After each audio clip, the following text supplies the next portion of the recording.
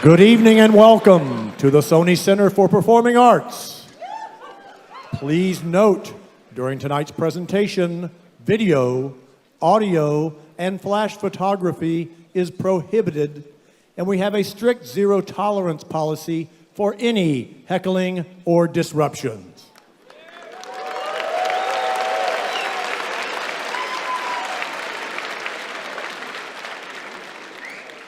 And now, please welcome your host and moderator, President of Ralston College, Dr. Stephen Blackwood.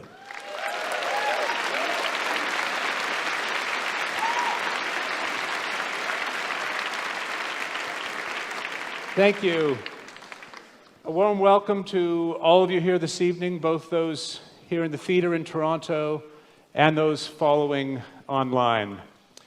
You know, it's not very often that you see a country's largest theater packed for an intellectual debate, but that's what we're all here for tonight. Please join me.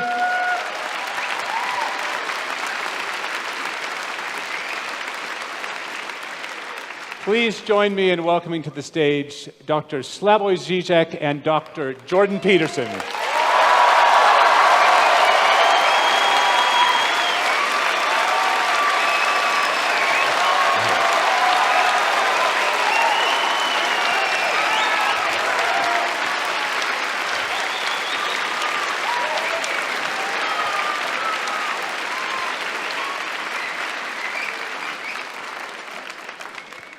Just a few words of introduction. There can be few things, I think, now more urgent and necessary in an age of reactionary partisan allegiance and degraded civil discourse than real thinking about hard questions.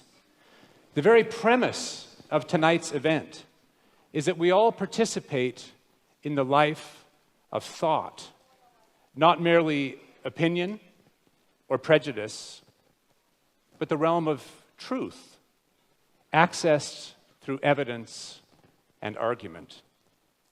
But these two towering figures of different disciplines and domains share more than a commitment to thinking itself. They are both highly attuned to ideology and the mechanisms of power. And yet, they are not principally political thinkers. They are both concerned with more fundamental matters: meaning, truth, freedom. So it seems to me likely we will see tonight not only deep differences, but also surprising agreement on deep questions. Dr. Slavoj Zizek is a philosopher. He has not one, but two doctoral degrees, one in philosophy,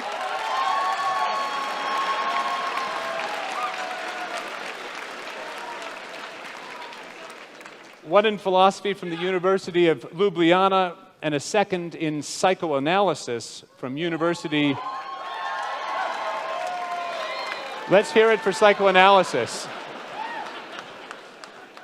From the University of Paris 8. He is now a professor at the Institute of Sociology and Philosophy at the University of Ljubljana and the director of the Birkbeck Institute for the Humanities at the University of London. He has published more than 36 books, many on the most seminal philosophers of the 19th and 20th centuries. He is a dazzling theorist with extraordinary range. A global figure for decades, he turns again and again with dialectical power to radical questions of emancipation, subjectivity, and art.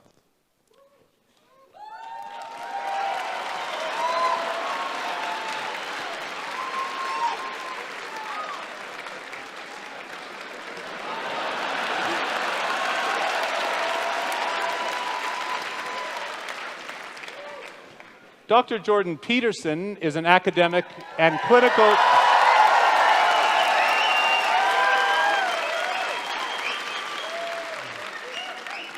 An academic and clinical psychologist, his doctorate was awarded by McGill University, and he was subsequently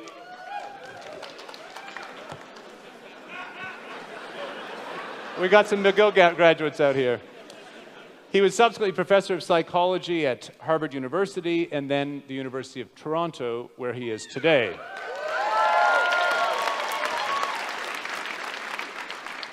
The author of 2 books and well over 100 academic articles, Dr. Peterson's intellectual roots likewise lie in the 19th and early 20th centuries, where his reading of Nietzsche, Dostoevsky, and above all, Carl Jung, inform his interpretation of ancient myths, of 20th century totalitarianism, and especially his endeavor to counter contemporary nihilism.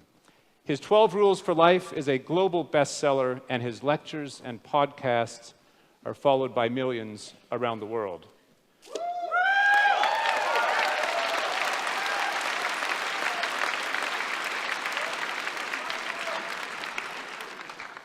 Both Dr. Zizek and Peterson transcend their titles, their disciplines, and the academy, just as this debate, we hope, will transcend purely economic questions by situating those in the frame of happiness, of human flourishing itself. We're in for quite a night. A quick word about format. Each of our debaters will have 30 minutes to make a substantial opening statement, to lay out an argument. Dr. Peterson first, followed by Dr. Zizek. Each will then have, in the same order, 10 minutes to reply. I will then moderate 45 minutes or so of questions, many of which will come from you, the audience, both here in Toronto and online. With that, let's get underway. Please join me in welcoming Dr. Jordan Peterson for the first opening statement.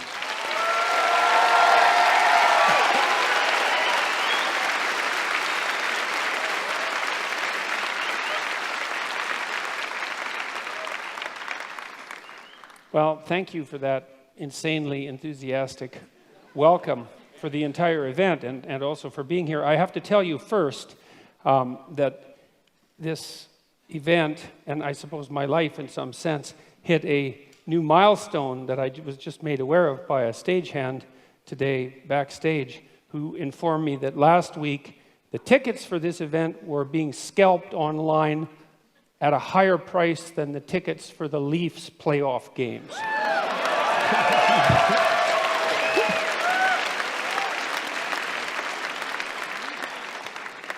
So I don't know what to make of that. All right, so how did I prepare for this? I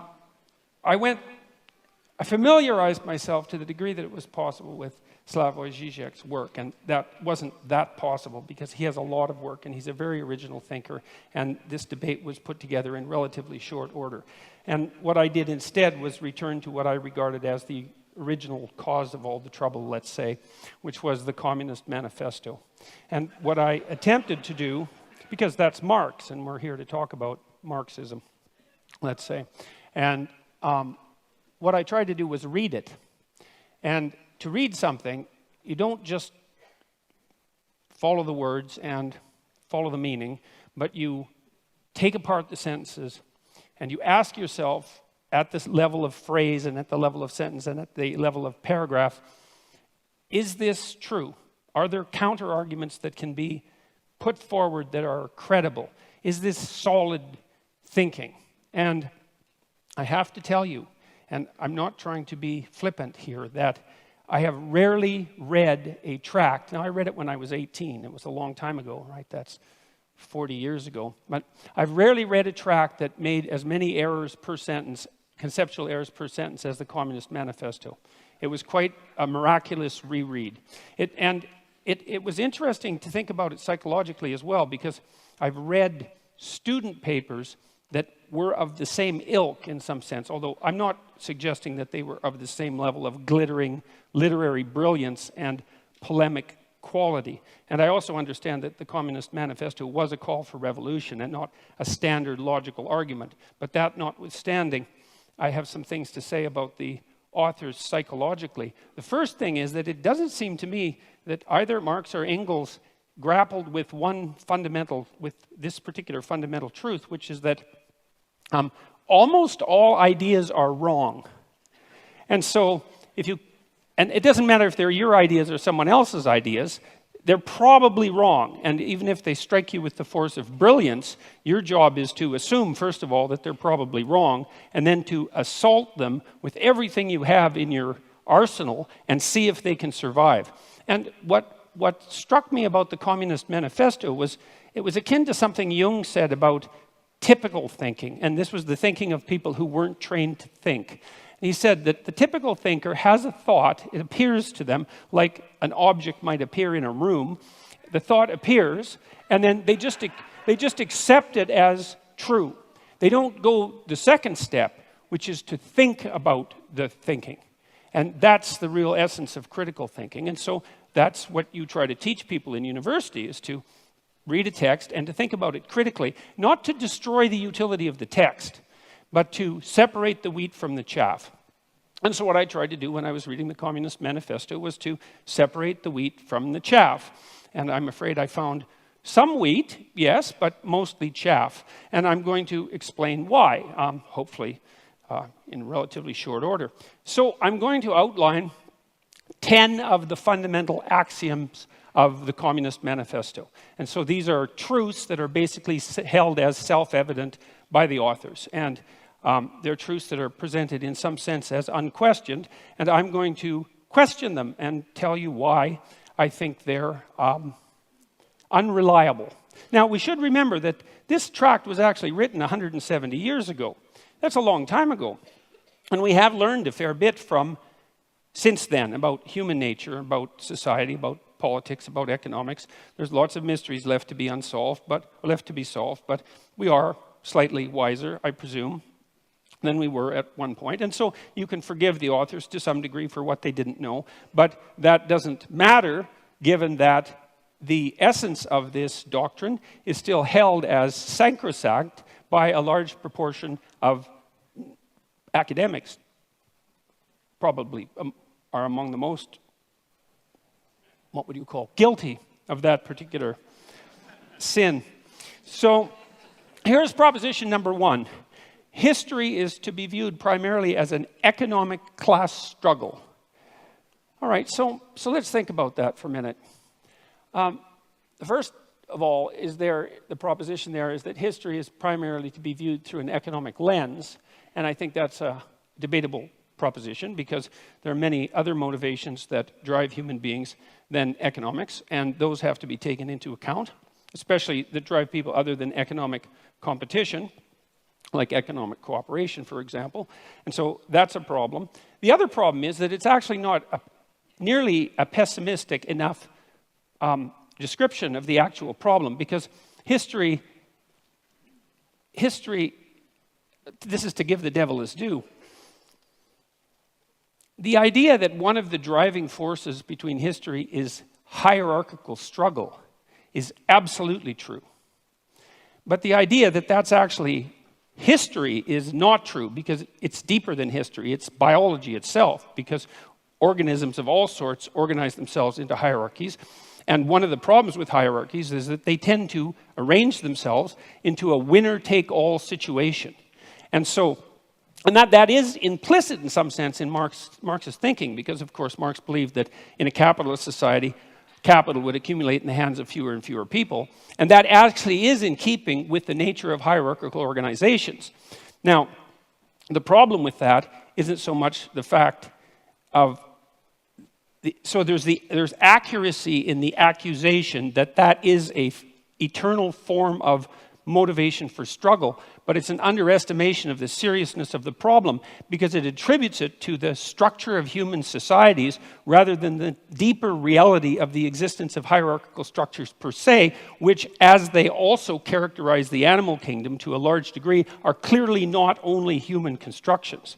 And the idea that there's hierarchical competition among human beings There's evidence for that that goes back at least to the Paleolithic times. And so that's the next problem. It's that, well, this ancient problem of hierarchical structure is clearly not attributable to capitalism because it existed long in human history before capitalism existed, and then it predated human history itself.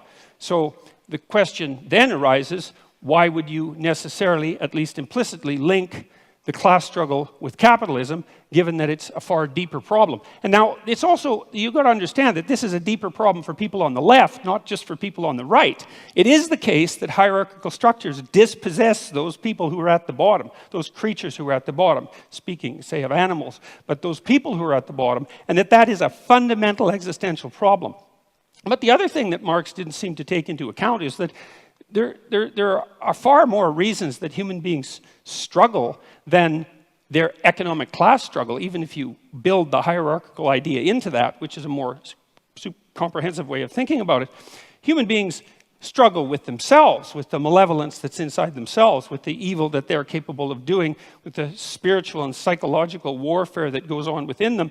And we're also actually always at odds with nature. And this never seems to show up in Marx. And it doesn't show up in Marxism in general. It's as if nature doesn't exist. The primary conflict, as far as I'm concerned, or a primary conflict that human beings engage in, is the struggle for life in a cruel and harsh natural world.